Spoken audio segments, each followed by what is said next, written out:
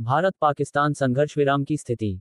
संघर्ष विराम समझौता। भारत और पाकिस्तान के सैन्य संचालन महानिदेशकों डीजीएमओज ने द 12 मई 2025 को संघर्ष विराम पर सहमति व्यक्त की थी। भारतीय सेना ने स्पष्ट किया है कि इस समझौते की कोई समाप्ति तिथि नहीं है और यह अनिश्चितकाल के लिए प्रभावी है।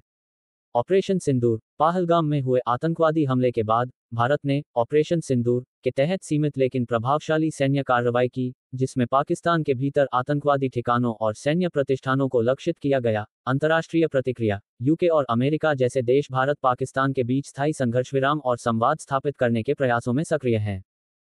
2025 समझौता और अवधि। द 10 मई 2025 को भारत और पाकिस्तान के सैन्य संचालन महानिदेशकों डीजीएमओज के बीच हुई बातचीत में संघर्ष विराम पर सहमति बनी। भारतीय सेना ने स्पष्ट किया है कि इस समझौते की कोई समाप्ति तिथि नहीं है और यह अनिश्चितकाल के लिए प्रभावी है।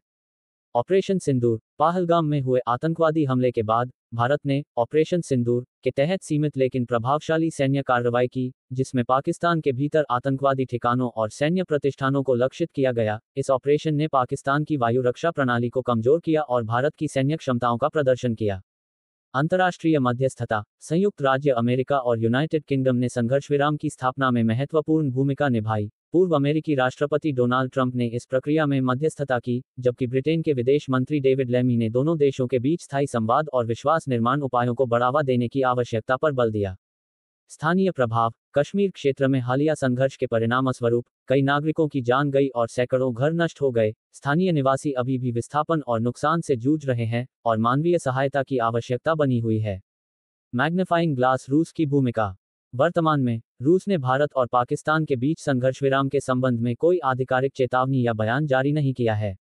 हालांकि रूस ने दोनों देशों से संयम बरतने और शांति बनाए रखने की अपील की है।